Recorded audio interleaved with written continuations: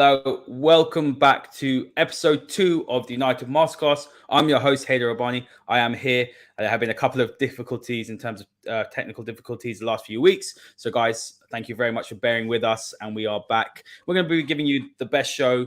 Unfortunately, United haven't given us the best performance, Rob. It's really been almost a horror start for Ten Hag. It's as bad as it could get, really. You know, he is bottom of the table. We are bottom of the table at the minute. 5 goals conceded. Well, -5 goal difference. 1 own goal scored. It's really, really bad. And the problem is that we can see the lack of quality in the squad. And unless that's addressed, Man United are going to be in the position they're in. So bleak times. I didn't think we'd be saying this 2 games into the season with a manager who's got a very high ceiling, clearly has a clear style of play and principles. But I fear. I really do. I don't want to get too high, get too low, but I do fear. One thing I've kind of preached for months is realism. So when people say to you, oh, Rob, you're really optimistic about it. And I'm like, yeah, we saw some good things in pre-season, but let's have a look at what happens when the Premier League starts. Well, the Premier League has started and realism has kicked in. So this is kind of why, like you just said, don't want to get too high, don't want to get too low. We know the catchphrase. But this is also about repetition and seeing stuff that we've just seen over and over again from the same players, isn't it, Haider? So we know we need new players. We're going to talk a little bit about that today. We're going to talk a little bit about Erik Ten Hag's tactics, because I think on one hand, he's trying to do things in good faith with these players, set the team up to perform, to set the team up to win.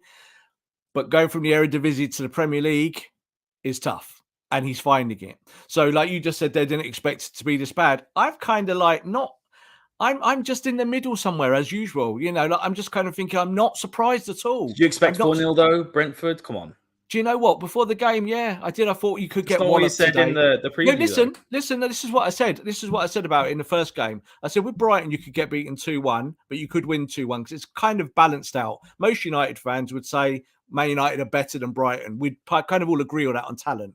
With the Brentford game, when we did that, I said exactly the same thing. I said 2-1 to either team, but it's one of those dangerous games that if you don't turn up, if you don't put on a football match and don't actually do your best, you're going to get beaten. That's what happened. So Man United lost this game in 35 minutes, Haider, because they didn't turn up. So we're going to talk about all the tactical elements of that today and why that happened. That's what we are, a tactical show. But there is passion embroidered in that as well, because I'm so not surprised that these players who have been frauds for a year, and they have been frauds for 12 months, from top to bottom, the whole squad, are now misperforming in such a way that people are saying, this lot ain't very good. Well, it's up to them to be better, isn't it? You know, it's up to them to do what their manager asks them to. Or it's up to Ten Hag now to pull the trigger and get rid of a ton of this lot and find better footballers. Will the Glazers do that? We'll talk about that as well later on in the show. Guys, there's a lot of you in the comments. Please hit the like button, hit the subscribe button. If you see this on Twitter as well, give it a retweet. Want as many people involved as possible. We're going to be talking about it. It's a little bit of football therapy tonight. We were saying that a lot, Rob, weren't we? During the Ole Gunnar Solskjaer reign, sort of near the end, football therapy.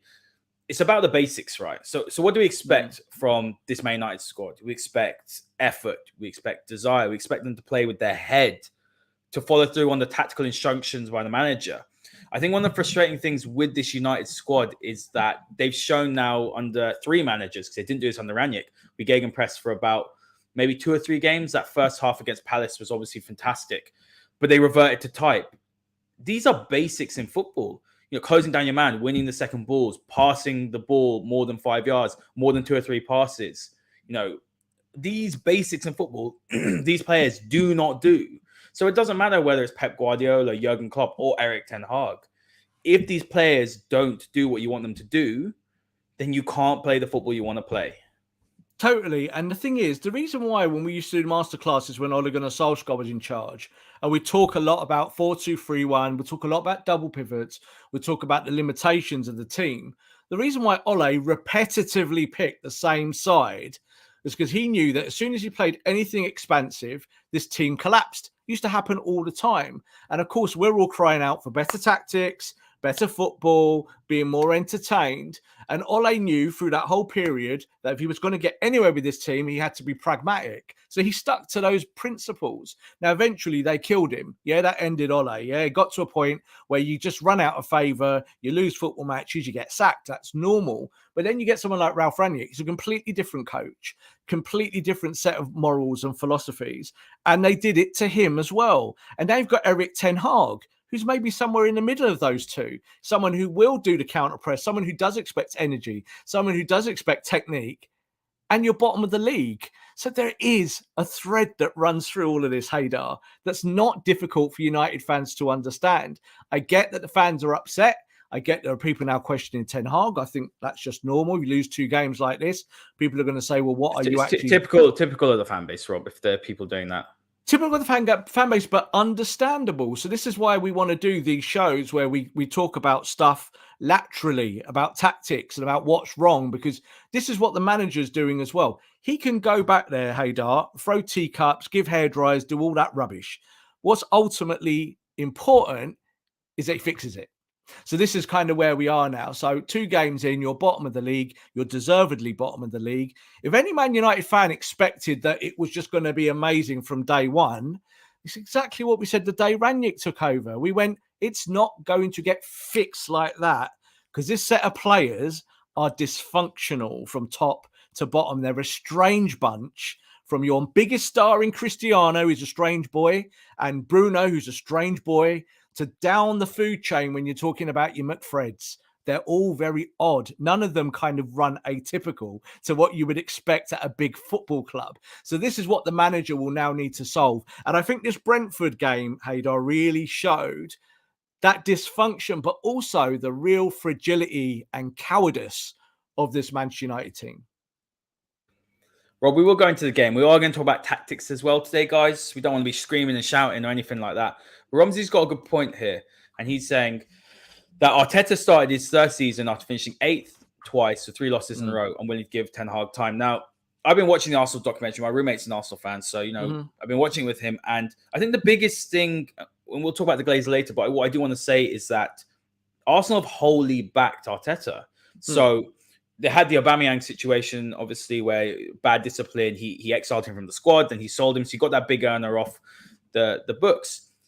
Josh Kroenke stepped in. Maybe Stan Kroenke doesn't care, but Josh Kroenke has stepped in, and he's taken a much more hands-on approach. You've got Edu working alongside with Garlic as well, and you've got Arteta. Talent ID has been very, very good. They've gone for youth. They bought very well. Zinchenko and Jesus are 2 fantastic signings who have both won the league as well. So they're slowly, and then they built around the young player Smith Rowe. They bought in Ødegaard as well. They've got Saka. It's such a smart way of doing it. And now they're starting to reap the rewards. And it doesn't take long. It doesn't take 5 years. They've done this in 3 years. United could do this, in my opinion, in 2 years if they follow a similar sort of blueprint.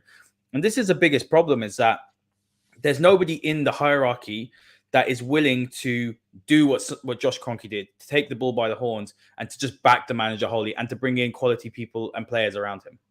Yeah, look, I'm with you on that. Like, in terms of Arsenal's rebuild and people watching documentaries and kind of making choices on that. When that documentary came out, all the reviews said Arteta's a PE teacher. Yeah, they were like, it's rubbish. Look at him, he's a PE teacher. Now Arsenal are doing pretty well this season. They've got some signings. It's, isn't it going well? This time last year, where were Arsenal in the league, Haider? So, bottom 3, really falling, plummeting. Most Arsenal fans, after 6 games, wanted him to be sacked. So we can kind of counterbalance it with arguments and say one thing or another. I totally agree that the way to do it is through youth. And I'm going to give some of my ideas on that later on when we kind of think about a rebuild and what Man United seriously need to do. The Arsenal blueprint is there, Haider, but it's not perfect because some of it is guesswork. When Aubameyang got sacked effectively and they somehow got rid of that contract to Barcelona and moved him on, most Arsenal fans were like, why are you replacing him with Nketiah? Most were. Like, why are you playing Nketiah? Don't play him. What are we doing here? But you have to take the pain for a year or so to get to where you need to be. So this is where I am with Man United. I don't believe for a second it gets solved in this transfer window. Never have, never will do. Buy Frankie de Jong, buy Frankie de Jong's best mate, buy Frankie de Jong's best mate's best mate. It doesn't matter. Yeah, it's going to take time and you're going to get defeats. What you don't expect is this lot to act like a bunch of mugs, like what they did against Brentford, and to put up those kind of performances. So this is where the manager needs to be tough, because this is where Arteta was. He had to get rid of some of that Arsenal team and work out who really wanted to be there and who didn't. And when he was playing Saka and Martinelli and Smith Rowe, and the world were telling him that he was a joke, he had to be tough, take it on the chin and say, okay, I'm going to lose matches, but I'm going to get where I wanted to be. So this is kind of where Man United are. And I think Erik Ten Hag would have to take the same stance. There's no way that this team competes for any trophies this season. No way at all. Rob, we're going to talk about the game now. So yeah, on the screen, I have the graphic from who scored. And this was a lineup that Ten Hag went with. So interestingly enough, he did drop McTominay. So you did see that it was De Gea in goal. You saw Shaw, Martinez, Maguire, and Dalot, the midfield of Fred and Eriksen. So Eriksen dropped deeper. He started as a false 9 against Brighton, which didn't work. Then you had Rashford, Bruno, and Sancho behind Cristiano Ronaldo. So not many sort of surprises there. We thought Cristiano would come back, and he did. What we saw, though, Rob, is... Okay, this is what I saw. I saw that United need to sort that midfield out. We know that already. I saw that the front three didn't press together. And what I also saw is the same defensive lapses. And I'm seeing a lot of people go for Martinez, and we will talk about it later on, the solution. He has just come to Premier League. It is a very, very big step up from Eredivisie in terms of pace, intensity as well. But ultimately, at the end of the day, if you're not going to protect that defense, and Fred and Eriksen didn't do that, and it's not in their game to do that, you're going to let silly goals go through like we did. And very poor performance, but there was just no backbone as well. There was no leadership. You've got Maguire out there, you've got Ronaldo, Bruno, Rashford. Not one of them are leaders for me, Rob. And that's the biggest problem, is that your core senior players... I tweeted this today. I said, United need to almost get rid of all those core senior players. I'm going to say, and people are asking, who are these 5 players? And I said, De Gea, Maguire, Ronaldo, Rashford, and possibly even Bruno, Rob, if he doesn't pick up his performances. Almost clean the decks, clean slate, and build again, because your senior players have to stand up. You've gone 1-0, 2-0 down at Brentford, and we completely capitulated. 35 minutes, it was 4-0. It's embarrassing. It's absolutely embarrassing. And, we'll show a little bit later on the graphic in terms of how expensive this squad is compared to Brentford's squad as well, that how much less they ran. It's just not good enough. Fake leaders, every one of them, fakers. That's what they are, all of them, from the top to bottom. And I think this is the thing, we predicted this team. So when we did our preview show on Twitter Spaces, and thank you to everyone that's listened to that and joined with that, I kind of said that in my team, I would like to see Martinez play as a defensive midfielder, just to kind of balance it out, bring Varane back in, repartner Maguire and Varane, just get some more shape. I wanted Malaysia to play on the left rather than Luke Shaw, just to move it around, just get some energy into it. But my caveat was, this is the team he's going to pick. And he did. He picked it because this is the team that he probably would have picked in pre-season. So here we are now in the real thing. He's picking a team that's pretty obvious and blatant. And do you know what that did, Haider? Brentford knew they were going to play this team as well. So Brentford exposed it. When you defend, like you just talked there about protecting the back four, the back four is not the double pivot that protects it, those two, Fred and Eriksen. It isn't. It starts from Ronaldo. Ronaldo is the first defender. That's where you start your press from. Ronaldo, Rashford, Bruno, Sancho. None of them pressed. Hardly at all. None of them. That's where you lose the ball and you get caught. And you saw that when you look at the shape of the back four with Shaw, Martinez, Maguire and Dalot, what are Dalot and Shaw trying to do? They're trying to push up the pitch. They're leaving holes. And that also punished Man United. So don't blame Fred and Eriksen. I would like to see that the manager be a little bit more expansive and put something a little bit more... well, how would I say, kind of ball retention friendly in there. You'll put Eriksen in there, but Fred, I think, is just junk. And I think Fred is one of those players that should be on his way out now. And I totally agree with what you said there. I said it after the game. I think you now need a senior player clear out. I really do believe that, because the feeling that they create and the lack of unity that they create from the guy at the top end of the pitch, hate saying his name, but you know who it is, the number 7, all the way through it, they're all fakers, Haider. They're fake leaders. They don't care about the team. So you have to find a way in a transfer market to sell and to go and purchase leaders that can then take you to the next step. It's exactly what Arteta had at Arsenal when his captain mugged him off. He didn't say, I'm going to stick with you for the season because you're my captain, Aubameyang. He said, bye-bye, off you go. I don't need you, and we'll find a different way. And Arsenal slowly but surely, month to month, became better. I think when you look at this team, I can't see this team as it is, like we're looking there. Can this team get better? No, and I don't think it's Martinez's fault, like you said. I certainly don't think it's any of the new players' faults. It's the existing players that are the problem. Something I saw, Rob, on Twitter. It was actually Adam Crafton, the journalist that writes for Adam's brilliant, does some great pieces. He works for The Athletic. And it was a video of Ronaldo coming off the pitch, walked past Ten Hag, whatever, didn't shake his hand, whatever. Yeah. I'm past even commenting on something like that because it doesn't surprise me. There's obviously a breakdown in terms he wants to go. We know that. Yeah. What Adam said, and I think he's spot on, and you've been saying this since last season. I think you've been spot on about it as well. This doesn't look like a group of players that even like each other. Nope. You don't have to like each other in the workplace to be successful. Not everyone in Man United's team or era under Fergie liked each other, but they knew that when they stepped across that white line, they would play for the badge, they would win games, they'd work for each other, and ultimately, at the end of the day, it was about the collective.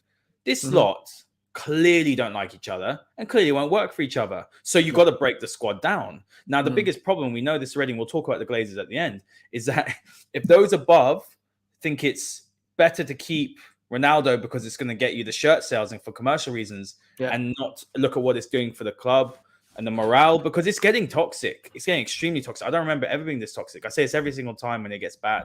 I never remember it being that toxic, but it's getting more and more toxic. The manager's just going to have to be firefighting the whole season. So that's what I saw. I see these players who don't like each other, especially these senior ones. You hear stories of Maguire, factions and cliques, Maguire and Rashford, and then you hear about Ronaldo. It's an absolute mess, and it's embarrassing, quite frankly. It is embarrassing because if it affects results in the profound way that it does with this bunch, then you've got more than just a problem of people not liking each other. It's actually ruining your business. Your business is winning football matches, and your staff, who are your players, are not performing. So this is kind of where we stand. And this is, again, why I said this in pre-season. I'll say it again, because even though it's repetitive, it's the truth, is that the manager needs to see all of this. Erik Ten Hag will have been given profiles on all these players. He might have had a dossier on this, that, or the other, what we can do, what we can't do. But he's now seeing it in real time on the training pitch, the real core issues. He doesn't need to know Cristiano Ronaldo beforehand to know what he's seeing now. So if he's seeing that Ronaldo is a hugely defective force in the squad, Erik Ten Hag's going home every night from Carrington going, I've got to get rid of him. I've got to get that boy out. I don't care.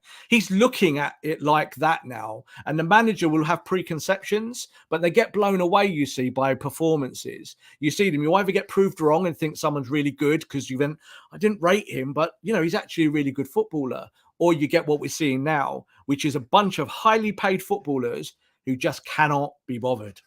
They can't. They don't like each other. So you don't work for each other in a team if you're not a team. So, you just mentioned there, Maguire, Rashford, Ronaldo. We could go on until we're blue in the face about the individuals. But you can see the chemistry in this team is a big, fat zero. It's nothing. It's not there. So what is Erik Ten Hag supposed to do? He's trying to tactically change it, and we'll talk about those things. But you need effort. You need guile. You need heart. And you need to be able to play football and want to win. I really don't think this lot want to win. I think they pretend they want to win. And then when they lose, they go, oh, we lost. Oh, and they can't even be bothered to go over to the fans that spent hundreds of pounds traveling to London to go and see them. That stinks to me. Yeah, it doesn't surprise me, Rob. They're a very unlikable bunch of players. We've said this before. Very unlikable. So let's move on now to the match summary. So this is from Who Scored as well. So if you're obviously listening to this on Spotify, what we have is on the screen is a match summary, and it's a few strengths and weaknesses and styles that both Brentford and United showed in the game. Now, this is the second week in a row, Rob, because I looked at Who Scored last week against Brighton, where United have had no strengths, absolutely zero. They did nothing good, which is absolutely despicable. It's embarrassing. If we look at Brentford, and look, you got to give Brentford credit, Rob. There was a comment earlier saying, they played to their strengths. They were physical. They were aggressive. They won all the second balls. The crowd were fantastic as well. They were the 12th man. You've got to give them credit. They absolutely deserved it. And they went for United's jugular, something United haven't done for years. But Brentford created a high number of chances relative to possession. They're effective at creating goal-scoring opportunities from long shot situations. We'll talk about De Gea in a bit. Effective at creating goal-scoring opportunities from counterattacks. We did say when we did the Ten Hag pre-show, before he joined, that one of the biggest weaknesses with the system is defending in transitions. United were awful at that. We saw that for the fourth goal. And set pieces as well, something United are poor at. And strong at finishing as well. So when you look at it, let's look at some of the styles. They attacked United down the right-hand side, their right-hand side. They had a high number of shot frequency when in possession, favoring the crossing ball, favoring the long balls as well. So when you look at all these characteristics that Brentford showed, it was easy, but they picked off United very smartly, and it was very basic, wasn't it? You press United hard when they're trying to pass out from the back. You exploit the wide areas as well, because the wide men don't track back, Rob. Rashford and Sancho don't do that. And, you look in midfield and you know that Fred's poor in possession. Eriksen, they're not the most, let's say, aggressive players. Fred maybe is, Eriksen isn't. And you bully them in midfield. And you know as well that Ronaldo isn't going to press you when you're in possession. And you know that De Gea is also weak on the high ball. There's so many problems with this side. But Brentford were fantastic and they deserved their win. And, you can't do anything but hold your hands up. But this United team were despicable in their performance. Brentford are the epitome of average. And what I mean by that is that in the Premier League, an average Premier League side, whether they're playing well or not well, bottom of the table, top of the table, whatever, they're going to work you. That's what they're going to do. They're going to look at you and say, we'll set traps. We're going to push high on you. We're going to turn this into a little bit of a battle. And the second that you show you're not up to that battle, we're going to slap you and kill you. That's how they look at stuff. That's average. That's like the Burnley model of, say, the last 10 years. How do these teams beat better teams? Now, Man United got all the talent in the world. You've got a great striker of all time up top and all this stuff, but they simply don't work hard enough. So, we're going to show you a little stat later in a minute where we talk about running stats and one thing or another. But overall, Burnley outran Man United by 13% across the board. And that cannot happen in the Premier League. If a team outruns you by 13%, you lose every time. So it doesn't matter who it is. They'd have to have a real stinker in front of goal to not beat you. It means that they will create the chances that give them a higher XG in the box, which is what happened. Brentford had a higher XG than Man United. But Man United just didn't work hard enough, Haider. And this lot are not going to win one Premier League game playing this style of football. So that's what makes it difficult for Ten Hag, because the tactics are not wrong. The players are. We said this on the Ranić as well, and Ranić got absolutely bundled out the back door, and the fan base turned on him as well. I'm not saying Ranić wasn't perfect, Rob. Yeah, sorry, Haider. A few people said to me on Twitter, "Oh, didn't you and Haider kind of like bomb out Ranić at the end?" And there's no doubt that at the end of the season, you can't say Ranić had a successful period, but we were asking for Ranić to be installed as manager of Manchester United for that exact reason, that he could weed out the problems and get United being a counter-pressing side. Didn't mean that Ranić's the greatest coach of all time. It just meant he could do it. And at the end of the day, of course, he leaves and we say it was a failure. The experiment was a failure. But was that Ranić's fault? Was that the players' fault? Or was that the Glazers' fault? And I think it's pretty honest to say it's the latter two. It's the existing players that have been bought by the Glazer family. This whole squad stinks of the Glazers, and their apathy is injected into this squad. And that's why Man United can't raise themselves on a Saturday or Sunday afternoon to play a game of football. It's entitlement as well, Rob. These players know that. It doesn't matter. It doesn't matter. I'm not. This is not me kicking Martial, but it's an example. Where was it Joel Glazer? Martial is his. Was it his Messi or something along those lines, or his Ronaldo?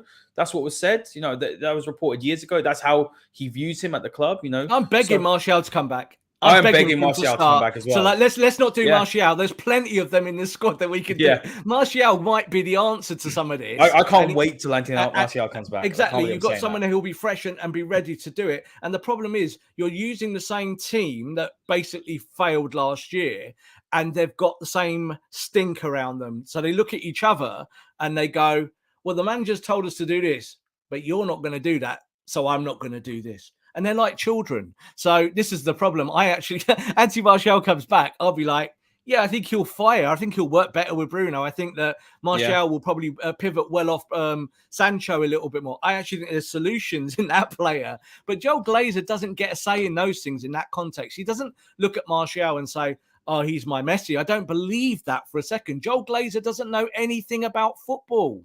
He knows nothing, zero. That's a problem. He knows about the NFL, and he doesn't even know a lot about that. So, you know, you go and buy Tom Brady, you win a championship. That's not about you knowing about what you're doing. So United tried to do it with Ronaldo, buy Ronaldo, win the Premier League. We all said that won't work, but hopefully, fingers crossed, he'll score a load of goals. We scored a load of goals, and he came 6th. You know, now he's back in the team. You're bottom of the table. There is a connection here with the way that the football club is run.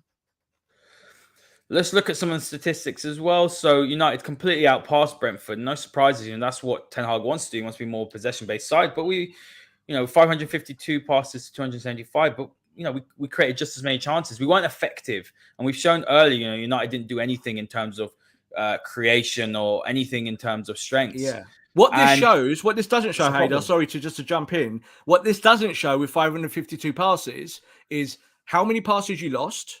Doesn't show you a metric on how effective you were in terms of the other end of the football pitch and your XG. But ultimately, passing the ball only matters when you keep possession and win games. So you could be 552 passes of nothing, 2-yard passes. And that's unfortunately what this is. 552 passes. How many through balls there, Haider? Read it out to me. Zero. Zero. But Rob, let me just not one through ball. It's amazing. Let me just add as well. Yeah. Look at the average pass streak, 5. And Brentford, who played on the counter, 3. So you're almost thinking, if you look at these stats in isolation, you wouldn't think that this is a possession-based side, stroking the ball around. You look at the average pass streak, you're like, right, they're looking to go from back to front as quickly as possible. It's absolutely mad. But the irony here is, like you just said there, that Brentford are counter-attacking time. Brentford had 1 counter-attack the whole match. 1. And they beat you 4-0. So this is the thing. This is about your own errors, your own mistakes. And yeah, you kept possession of the ball. Fantastic. But it means nothing. It really doesn't. That's why I put this slide up, because it shows here that Man United had 552 passes and a 0 conversion rate. Don't turn up. Don't bother turning up. Make sure that your passing means something. So I watched the game, and obviously in the game, you could see that Man United were retaining the ball. But as soon as they had to do anything with the ball, Haider, it's just useless. There was nothing. They were losing the ball left, right, and centre. It was the same Man United that we saw under Solskjaer, that we saw under Rangnick, and we're now seeing under Ten Hag. Yeah, no doubt about that. Stinks. Yeah, it does stink. Sorry, guys. Look, this is just the reality of the situation. We've got to tell you guys, this is the truth. Yeah, and we're trying to do it in a way, but look, you just get emotional because it's just so bad. And Rob, the frustration for me before we look at the graphic from Sky Sports, and I'm sure everyone has heard about Ten Hag getting the players to run the next day, and I quite like that personally. But look, when the frustrating thing is, and I've said this time and time again, is that quite clearly, and look, Ten Hag wasn't my first choice. And people that listen to this know that. But it's so clear that he's a man with a plan. He's got a clear style of play. He's got a vision. And when it works, when you look at Ajax, I'm not going to say that he doesn't have to adapt. I think there are things, and we'll talk about that in a little bit later on, that he does maybe have to adapt. But you can see that there's a man there who's got a plan. And if you're not going to give him the tools to do that, and we've seen with these players, they don't deserve any more chances, Rob. They don't. Because they've let down manager after manager after manager. They've shown they're not good enough. So that's the frustrating thing. And then what's going to happen if United go and lose 6 on the bounce, which is so possible. We're 2 there. We've got Liverpool next. We're not beating Liverpool. I'm saying this right now. We're not beating Liverpool. There is no hope in hell. And the problem is, Rob, is that 6 or 7 games down, you're looking at Frank de Boer, came in, tried to implement an Ajax sort of style of play at Palace, didn't score a goal, got beat 7 games in a row, sacked him straight away. It's just, I'm not trying to be a bit too much doom and gloom, but Ten Hag could be 6 or 7 games in, and United that's bottom of the table and haven't won a game, and you're salvaging another season. We gave up last season, kept Oli in the job for X amount of months, where he probably should have gone a little bit earlier. Then didn't get a full-time manager. Maybe should have got Conte. Went for Rangnick, wasted another season, and we're like, no, we're going to save the money for the new manager to come in, and they're not spending the money now. It's just the same cycle again and again and again. And the only way it changes is if it gets ripped out and you start again. Yes, and I think it doesn't matter who the manager is. So, like, you could have Pochettino come in tomorrow, or you could have got Conte. This Man United team would have been just as bad. Conte does not get any more out of these players just because Conte likes to shake his fist.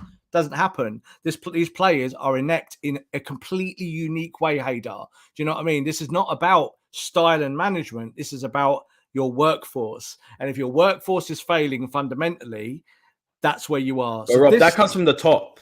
It comes from the top. It comes from the top, but it comes from the top over a really long period of time. So this is a 10-year problem that's manifesting itself in today's results. So people feel it's recent, but it's not. This goes back to the end days of Fergie, into Moyes, into the Woodward era, into where we are today, now being replaced by Richard Arnold, who's Ed Woodward's mate. So Richard Arnold, up to now, has talked a really good fight. And now he's going to have to prove it, isn't he? Because he's the CEO of this company, of this football club, and they're going to have to try to find a way to get Frankie de Jong over the line. They're literally going to have to beg Frankie de Jong and pay all his wages and give his agent more money and give Barcelona more money and look like they've got cap in hand because of where they are. It's their fault, isn't it? It's Man United's fault. But just to go here and just get back to kind of tactics, just looking at the slide here that we put up, you said there about the Sky Sports slide, and this is the one that got widely shared across social media the other day, and it's got 2 or 3 really damning points on it. So we talked just a minute ago about the distance covered, but Brentford 109.4 kilometers, which is kind of around the average. 100 to 105 is about normal for Premier League teams. Distance covered for Man United 95.6. I had some United fans going, but that's because United had the ball mostly. Nope. It's because Man United didn't close down the opponent. That's nonsense, Rob, because City, even when they have the ball, they run more than the opposition. They run more than 100. Literally, Bernardo Silva, will 13K. Run 15K in a game. Yeah. Amazing. And he will be the guy that makes the most passes. So it's rubbish. So that's why that stat is really important, because Ten Hag will be looking at that. And what we heard is that Ten Hag pulled them in for extra training and he just made them run yesterday. Now, that sounds very old school, but that's what they need. That's what they need, because he needs to turn these guys into runners and not joggers. They are joggers. 109 versus 95 is disgusting. It's a disgrace. And if I'm the manager of that football club and I've been doing 6, 7, 8 weeks of pre-season to get the fitness up, and we go to Brentford and you run 95 kilometers, they're all dead. I'm killing them all, Haider. Absolutely. So I'm sure that's what's happening behind the scenes. But then there's another 2 just to go on very quickly. Sprints. Brentford, 90 sprints versus Man United, 65 sprints. Disgusting. They ran almost a third more than you in sprinting. Pressures in the final third. Now, this is the bit that really got me. 21 for Brentford. So you said they're a counter-attacking team. No, they're 21. 21 pressures because they know Man United are weak up here. So they pressured them. And Man United, 7. Why is it 7? Because you got Cristiano Ronaldo up top. So people can say it's not Ronaldo's fault. He's this, he's sad, or boo-hoo, Ronaldo. Sorry, your striker needs to pressure. He needs to go and do some pressuring, but you got 7. There was that stat this time last year that the Athletic put out, didn't they? Where it showed Ronaldo bottom of Premier League strikers, and United fans went, he doesn't need to press. He doesn't. And we also got battered on this podcast because of it. So I remember we did a show on it. We did a show on it saying, all right, Ronaldo's a goal scorer. Ronaldo doesn't press. But if Ronaldo doesn't press, you're probably going to come 6th in the Premier League. And we said that, and it happened. And here we are a year later, and it's still happening. So this is the problem, is that Erik Ten Hag's not looking at this through Ole Gunnar Solskjaer eyes or Ralph Rangnick eyes. He's looking at it himself, and he's going, 7 pressures in the final third, and I'm setting my team up to press. What is that all about? I tell you what that's about. That's about a feckless bunch of footballers who don't really care. So you've got to find a way to get them out, haven't you? And that starts from Ronaldo. We know that he wants to leave the football club. And we went through them all, Bruno. All of them are now on what I would call like probation. You've got to see now, like, do you really want to play for this team in the shirt? Because if you do, 7 pressures in the final third can never happen again. It has to be 15 to 20 to 25 every week, or you lot don't play. And I think that's maybe what Ten Hag will decipher now in the next few weeks, is he might just have to drop people. whole and sundry and play kids, because kids will run for you, and at least kids will lose with heart and with desire. Rob, it's I'm going to say it again, but as a striker, you cannot just rely on goals. You have to do the other parts of it. I'm sorry, I'm just going to say it again. You cannot just be a passenger. And if you're a top side that has aspirations to win the Premier League, the Champions League, you cannot carry any players. No, United cannot carry Cristiano Ronaldo. He might have scored 18 goals, and I'm the biggest Ronaldo fan. You know this. We've had this conversation on the podcast. United cannot carry him. He's not worth. He's not worth it. That we're defending with one man down. He's not worth it at all. And no player is. He's the first defender. He's the first defender on the pitch. It's such a pivotal position. And unless he gets that he's the first defender on the pitch and does the work of being the first defender on the pitch, if he doesn't do it, you're out the team. So this is where we are, you see. And this is why we talk about Martial. Martial is not an exceptional worker, but Anthony Martial will go and close the defender down. He might not do it in the way that we want. We might look at him and go, a bit languid, mate, do it more, go faster and all of this. But we watched pre-season and he was doing that job and he was doing it well. He was scoring goals doing that. He was dispossessing when he pressed, it then was the trigger. He went, Rashford went, Sancho goes, Bruno goes. That's how it works. But what are the teams supposed to do if the guy at the top of the press doesn't press? So you don't get away with it, Haider. This is the truth, and Ronaldo fans can cry into their, cornflakes until they, blue in the face. It does not matter. You need a striker that presses, and it has to start from that number 9 position. Because if you don't do it, teams walk through you, and when they're on you, they'll pass the ball in front of your defense, and then your defense is in trouble. And we're saying, oh, but why are United not protecting the defense? Well, it doesn't matter if you don't protect the defense because you've already lost territory. So this is what happened with Brentford. When you look at all 4 goals, we're going to break down each goal for you now. And of course, each one is kind of unique, but all come through Manchester United's masochism, that they just want to hurt themselves here. And that's exactly what they do. And that's why Brentford scored 4. There's 2 good comments here. I'm going to read that. Guys, keep on getting your comments in. I've seen a lot of questions. We will talk about Murto and we will talk about Fletcher, etc. We're going to do a segment on the Glazers. So don't worry. I have seen your questions. I'm keeping them in my head for later. So Alan saying here, Rob, it's amazing to watch United's midfielders and attackers slowly jog back on defense when opponents are pressurizing the defense over and over again. And this is why, look, I don't think Maguire is good enough personally. I think Martinez is getting such a bad rap at the minute. But what can you do when those in front aren't doing their jobs properly? And then Cohen hits nail on the head. These pressure stats say something about the shape and lack of compactness we show.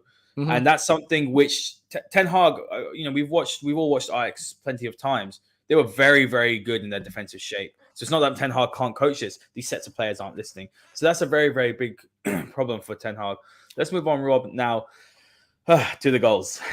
So the goal analysis. So this is the first goal. Yeah. Now, look, David De Gea was absolutely shocking. Absolutely shocking in this. Shocking mistake to make. But it all starts with Ronaldo losing possession. So let's talk this through because obviously the blame is on De Gea. Even if Ronaldo loses the ball here, De Gea should still be saving that. That was awful. And De Gea is a big problem. We're going to talk about him. But Ronaldo here, losing the ball in this area is criminal. You can't do that. And then the player's not reacting and closing down. Look at this big, large space on the right-hand side as well. These are basic problems. And United did this 4 times. Not this particular mistake, but 4 mistakes 4 times. Yeah, and there's no doubt that the first and second goals are directly David De Gea mistakes. If he does his job, you have no problem. But it starts here. And this, I think, does play into maybe the narrative now that this team doesn't want to play with Cristiano. So Cristiano gets the ball here. And as you can see, the reason why I wanted to bring this slide up and talk about it in a little bit more depth is just look where Ronaldo is right in the middle of the slide here, where he's receiving the ball now to trap it. And then look at the position of all the Man United players. Now, they're all doing their jobs. What they're giving Cristiano off the ball is an outlet. So Cristiano doesn't need to trap the ball. Cristiano can play it with the first touch. And he's literally got there one player next to him who's a little bit too close, but he's got 2 to either side flanking and 2 at the back of him. And then you've got the kind of back 4 you can see on the edge of the box there. So Man United are winning the numbers game there. That's what you coach. You coach this. But Ronaldo, in the first instance, has to get rid of the ball. He has to move it. Yeah, he has to be able to either take it into one of those spaces as one of the greatest players of all time and then pass it. Now, could you see Messi losing the ball in this situation? I couldn't. But that's not what this is about. This is about connectivity.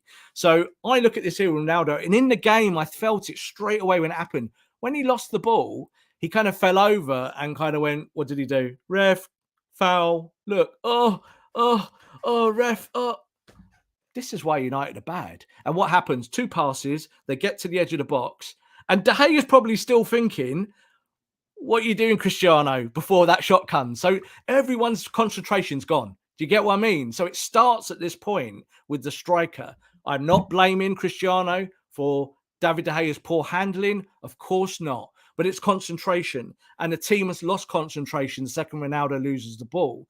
And this shows why they're so weak as a bunch of players. Because if you were in it with Ronaldo, what would you go and do, Haider? Here, what would you do when he loses the ball?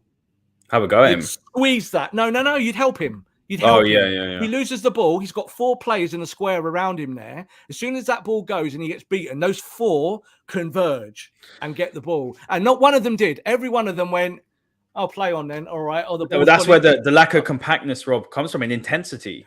Intensity, but also caring about that player, and they don't care about Ronaldo. So this is the problem. So in this moment, that's not Ronaldo's fault, but he gives the ball away, so that is his fault. But then the players have got to help him, haven't they? You've got to go in there and close down that space. But Brentford were able to get the ball out here, play it into the centre, and even a slide here shows in this bottom right-hand side here, it's just open field, isn't it? It's just like get the ball there, run into there and have a shot. Well, if that happens, there might be a chance that your goalkeeper makes a mistake.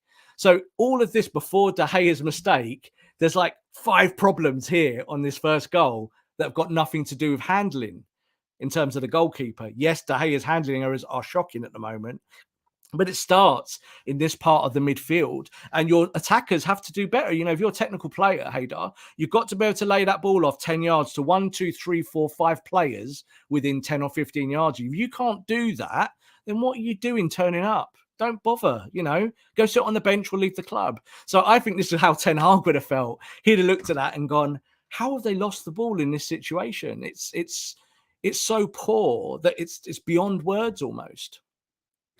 We'll talk about, when we do a team reveal at the end, we'll talk about Ronaldo and De Gea in more detail, but United have 900,000 a week on those 2 on wages. They both need to go. Both of them. Yeah. Rob. Yeah.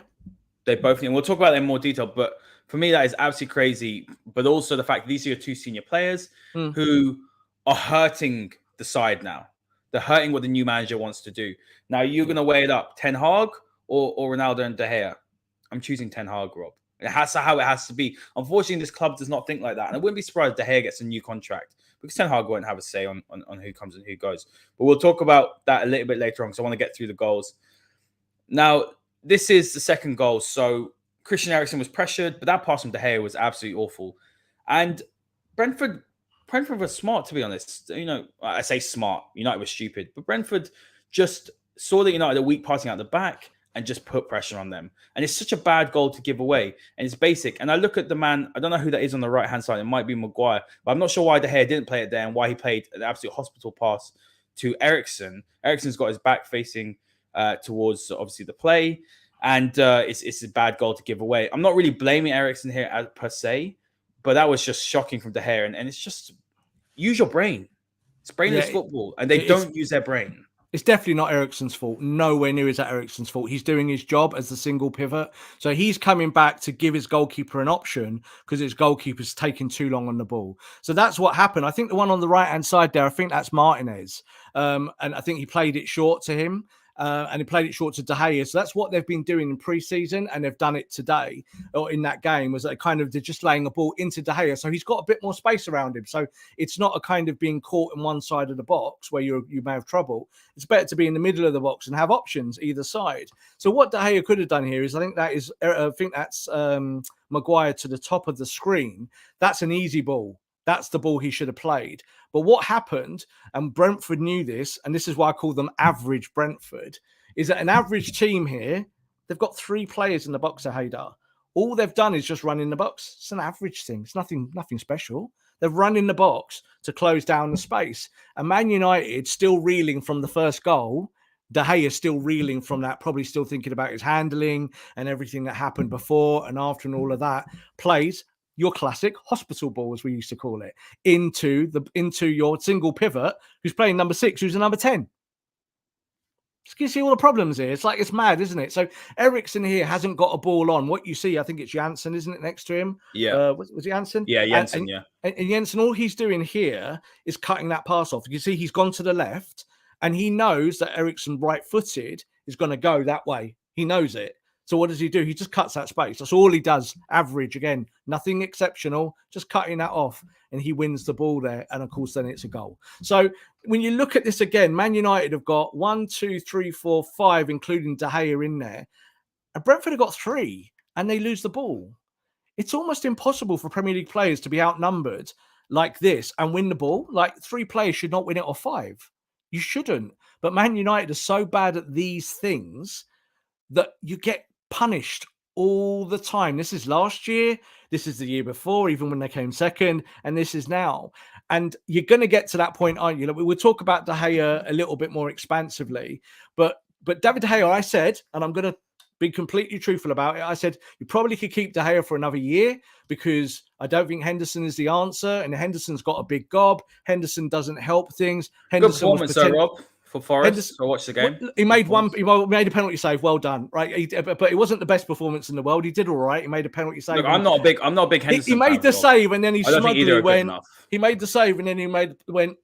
Look at me, you know. Oh, look at me. He's a 4-letter word I'm not going to say on this podcast. But basically, you know, he wasn't the right choice. That's why he didn't get picked.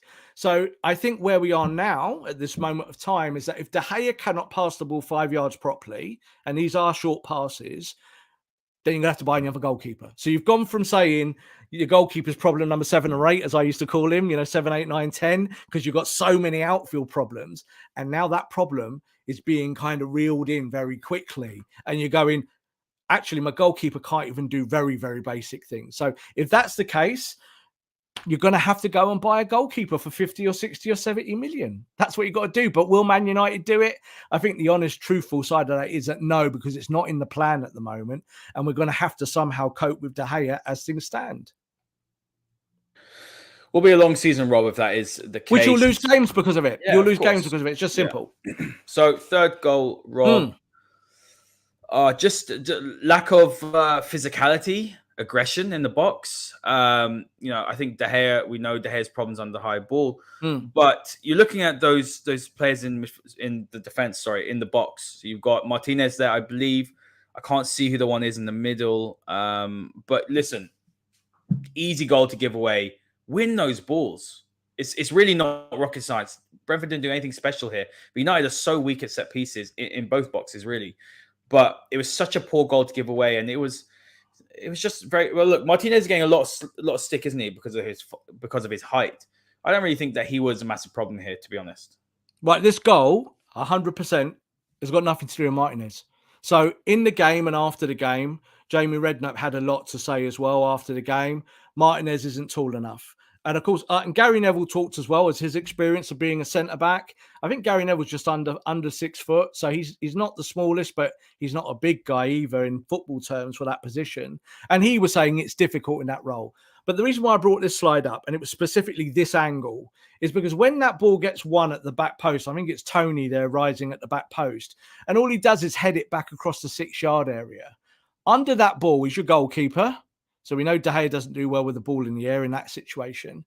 But under the ball, and you can see it's really clear, is Luke Shaw bang in the middle of that 6-yard box with supposedly very good at heading the ball, Harry Maguire right next to him.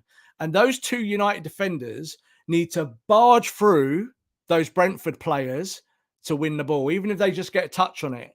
Get close, get tight, and be physical. But this is all about endeavour and motivation. So what you see here in this slide is that Martinez is going back to cover the line. That's what he's doing. You see he's going that way. He's going back to get on there to stop that ball if it gets flicked down. And what happens is he slips. And as he slips, Ben Mee also kind of stumbles and slips. And Ben Mee, when he heads the ball over the line, is about 4.5 foot off the ground. That's got nothing to do with Martinez's height. So whoever's selling it to the world that it's Martinez's height that was a problem Robbie, with it happened before Martinez even joined. Like, of course it did. So this is just about narratives. This is about kind of playing it, isn't it? Kind of going, oh, he's small, that's why. Well, no, the guys in that box there, look how many Man United players. 1, 2, 3, 4, 5, 6, 7 with David De Gea are all Man United players. And not one of them got more United players than Brentford not players. One of them got within 5 foot of the ball. Now, the only person who got near the ball was Martinez because he was trying to cover the line. But the rest of them are stood there pretty stationary. Just look at Marcus Rashford's position there.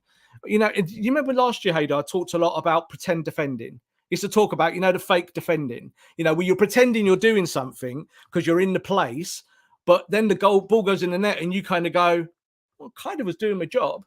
Maguire does it all the time, Rob. Well, Maguire does it all the time, but they all do it all the time, Haider. Every one of them does it all the time. Who's our best header of the ball? Maguire. In the team? No, honestly. Maguire. It's Cristiano. Honestly? Cristiano. Cristiano's the best yeah. header of the ball, we have. Cristiano Ronaldo should be marking one of those Brentford players because he can out-jump everyone. He's a salmon, and he's not there because he's at the other end, obviously. But then you look around them and you look at those defenders and you look at Luke Shaw position, you look at Maguire, and people are talking about Martinez.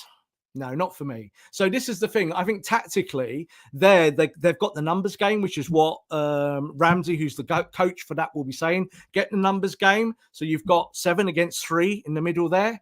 7 against 3, Haider, and they score. Again, being outnumbered, but they get the ball. Why? Because they want it more than you do. And that, in its case, is so, so sad. Let's move on now to goal number 4. I mean, this was just so easy for Brentford. Exactly the same thing. Kick it direct. Tony with a pass across. Good first-time pass, to be honest with you, with his left foot. Luke Shaw, Rob, cannot get beaten there. Look, he's also got Mbeumo on his outside as well. Luke Shaw should never lose that in a million years. He's got the pace. He should have the strength to do that as well. It's a great finish. It's actually a very good goal, from Tony to Mbeumo, and then he plays it. He sort of pulls it onto his left and then slots it into the bottom right-hand corner.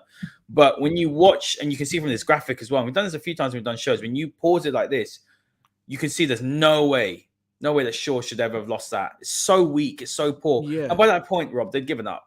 Yeah, I picked out this slide because I think it's the most obvious slide in terms of the problem. But the problem starts much earlier. So Man United lose the ball in their box, right? I think it's Jadon Sancho loses the ball. And I didn't include that slide because it's all a little bit messy and muddled. It doesn't really show a lot, but I can talk it through. And you just said that they went with the long ball. Now, this is why I always say that it's not a long ball, it's a long pass.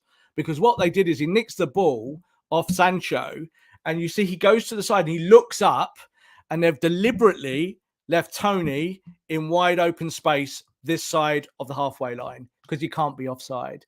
So they play that long pass into what is the left wing, So when Tony gets that ball, and as you just highlighted there about the pass, he's got 2 choices here, hasn't he? He can either hold the play up and maybe square up to the defender who's near him, or he can do what any good player would do and just slide it behind and say, go on, lad, up against Luke Shaw. Let's see if you can get it one-on-one. So that's not what he did. But again, Man United, 3 players in this slide. Brentford, 2. If you include De Gea, that's 4 versus 2. So again, in this half of the pitch, you're outnumbering them by 50%. 4v2. And what's happened?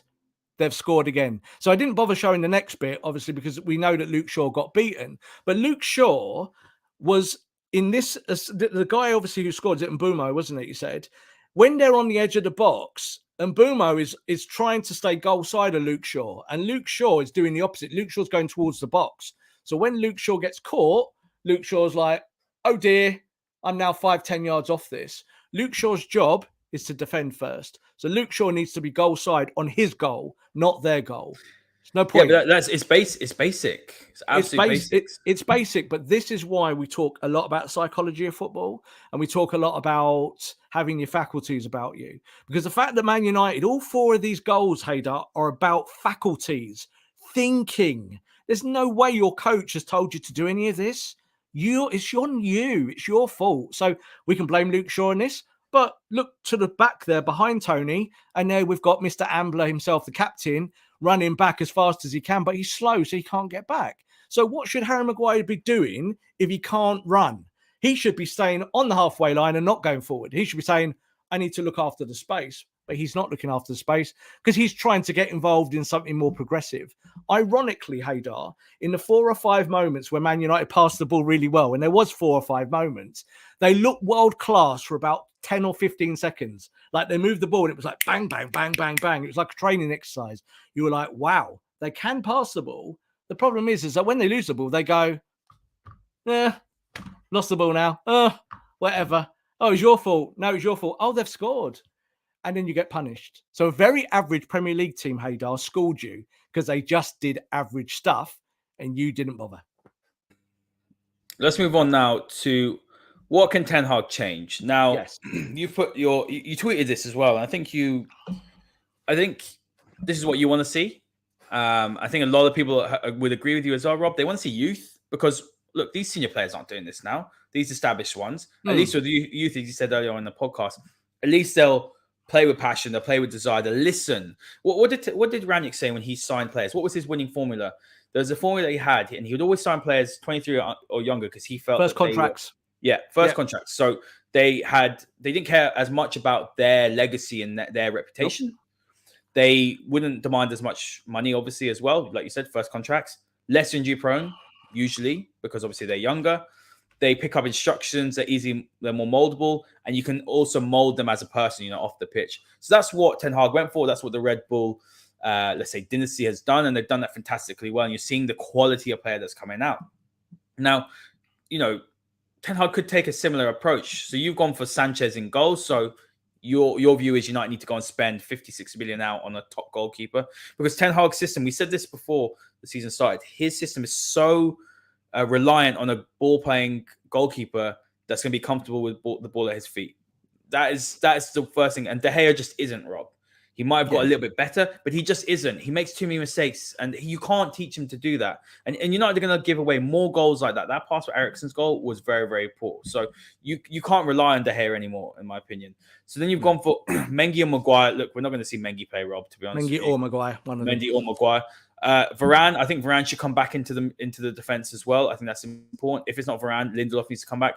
You've gone for Martinez as the left centre back. You've gone for a 3. I think that is actually what United should do because then what it will do is it will allow Martinez to do what he's good at. And United haven't got a midfielder that I think that's going to protect them. So what can Martinez do? He can step with the ball into midfield and he can start using that passing range. He can start opening up and he can start being a bit more creative. Then you've gone for Bled, Savic, Zidane, Iqbal, and you've gone for Malacia as well. Malacia has to start for me now. Get him going forward. Get him running up and down that wing. I think he's a player that showed more than Luke Shaw in preseason. He's also a player that can play progressively in terms of carrying and passing. And Luke Shaw needs to be dropped now, in my opinion. So I agree with that. And you've gone for Eriksen behind Sancho and Martial. So you've dropped Bruno as well. So talk to us about that team and why should Ten Hag be going for 3 at the back? Because I agree with you. I think that's what needs to be done now. Right. Well, this isn't me kind of pontificating or anything like that. This team that I put out there and put it on Twitter, and there's always caveats you got to put with these things, isn't it? Because people always pick out the one thing. I even see in the comments there, that Led's gone. Well, do you know what? Recall Led. He's on loan. Bring him back to the football club. Ethan Led should be at Man United when you haven't really got any good right backs.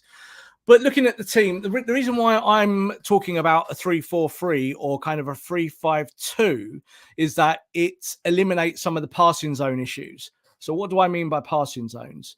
What it does, it tightens up your pitch. So from the very, very top, where at the moment you've got Cristiano Ronaldo on his own, who won't run, won't close down anyone, and allows that team to come onto you. This allows you to kind of have these zones of a 3, a 4, and a 3 to stay very compact, to both keep possession of the ball and to both press. So that's what this does. This is why I've done it. So why have I picked these players? Why is it so left field compared to maybe just picking McFred or a double pivot or something? I think when you look at Man United's problems, the ones that we're diagnosing now and in this show and have done for very many weeks and very many months, is that these are illnesses that have no cure. They have no cure. So this is the point where you're going to have to start cutting out the disease to get to where you want to be. To be fit and healthy again, you've got to cut the disease out. So this is why I say play the kids. Now, I get told all the time, it's happened a lot on social media recently, I get told, kids are not ready. And I agree. The kids are not ready because kids are never really ready. The day you put a kid in and you say, go for it, you're really kind of going on a little bit. Swim, Rob. It's sink or swim, but it's not that. Also, it's a calculated gamble, Haider. So you're going, this player is young, but he's good. Yeah. So the day that Alex Ferguson put Nicky Butt in, I remember it because I'm old. Nicky Butt came in and people went, who's Nicky Butt? But he was good and he stuck and he did well. And slowly but surely, Nicky Butt's success then opened the door for Gary Neville. And then Gary Neville's success opened the door for David Beckham. And that's how it worked. So it wasn't like, let's chuck them all in like people think they remember. It didn't work like that. It's calculated gambles. Now, the class of 92, of course, are exceptional. They're better than our class at the moment. But we do have some very good young players. So you just mentioned David De Gea. I think we should go from the top to the bottom. I think it's the easiest way to do it. David De Gea's inadequacies in sweeper keeping are obvious, and we knew it. Dean Henderson is a better sweeper keeper, but Dean Henderson has other problems, and that's why I don't think he got in the team. So I think you now got to go and buy a goalkeeper. So for me, my number one would be Robert Savage. My number two would be Sarr from Wolves. So they're the two players that I think you could go and get because you're a big club in Man United, and you could go to Wolves, you could go to Brighton, you can flex the guns and say, I want your goalkeeper and I'm going to pay for him. And the goalkeeper goes, yeah, I want to go. It's Man United. So I think you could go and get Sanchez before September the 1st. The back three there, I don't think you can go and buy another defender. Like, my God, you've got like 8 centre-backs at the club. You can't do that. You're going to have to move some of them out. So what do you do? Martinez has to play, doesn't he? I think he's got no choice. And I think in the left of a 3, he will be better. He'll be able to cover the ground, like you said, get forward. Varane, World Cup winner. If you keep him fit, you can go with him. He's Varane, isn't he? But then who do you play on the right-hand side? So you've got the option of Lindelof and Maguire there, one of those two. I chose Mengi because I don't want to see Lindelof and Maguire play for Man United anymore. I'm done with it. It's a year-long problem, and I don't want to see De Gea play anymore. I don't want to see Maguire play, and I don't want to see Lindelof play. So I'm not picking them. That's the way I'm going to do it as manager here. So in the midfield, McFred, I could put McFred in there rather than Savage and Zidane. They're done. I don't want to see them be starters. So if they can't pass the ball, which we know they can't pass the ball, and you're playing a passing system, you can't play them. That's just how it is. So you have to buy players. I would rather that is Frankie de Jong at +1.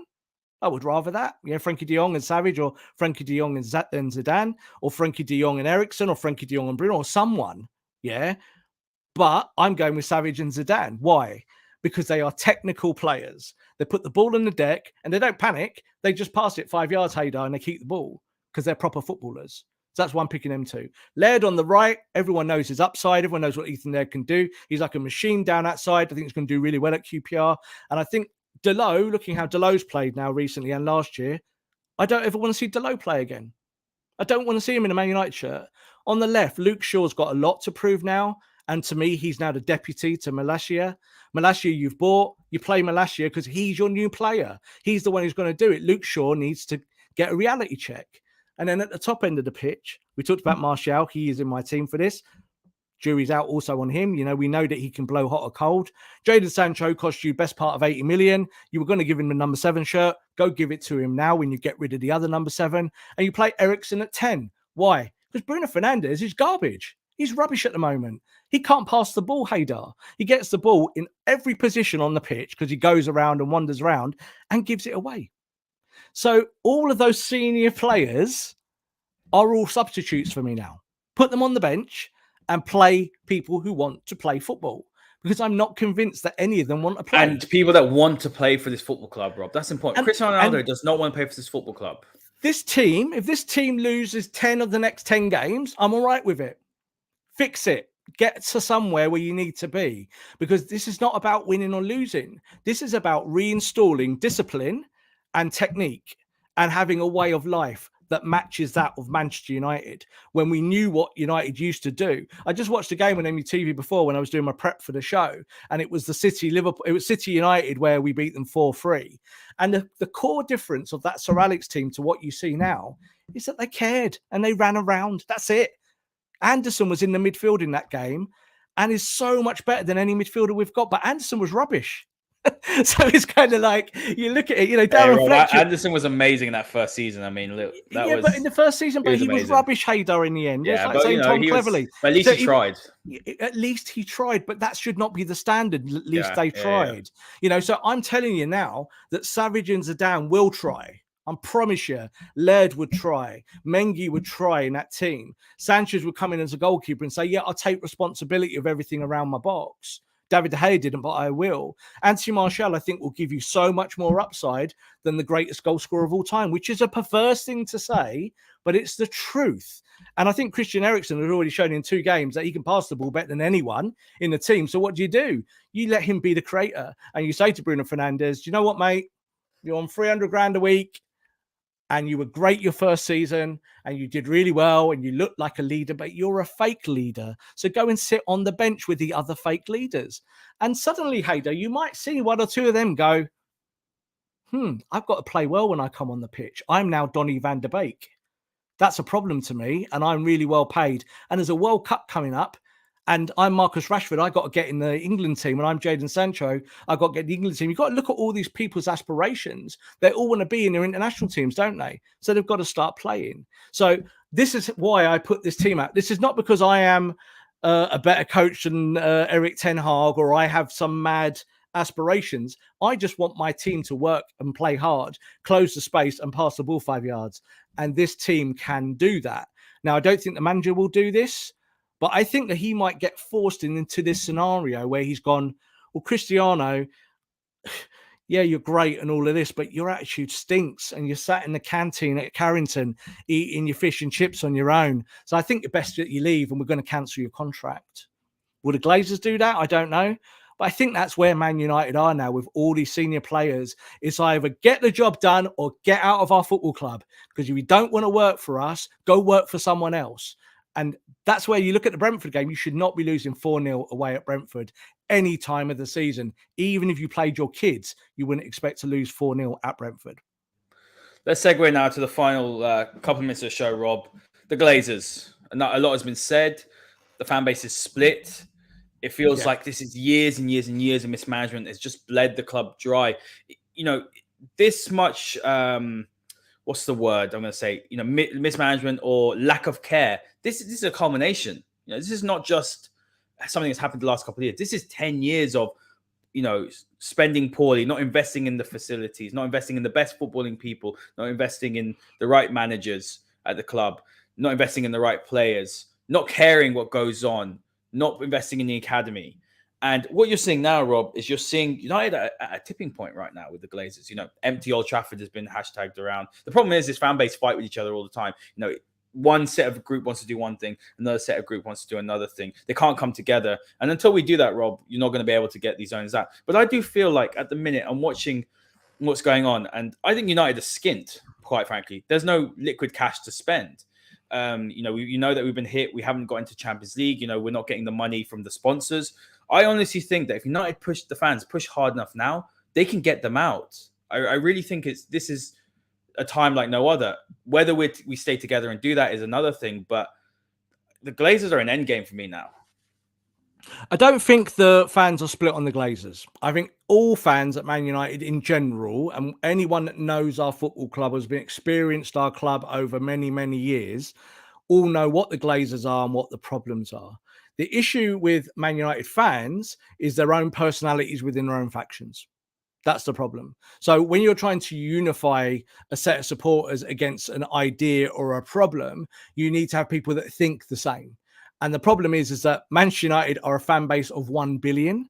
That's the size of the fan base. And you're never going to get 1 billion people agreeing with each other. Like you can't get 10 people agreeing with each other in the modern day. So that is the problem, I think, in terms of the supporters.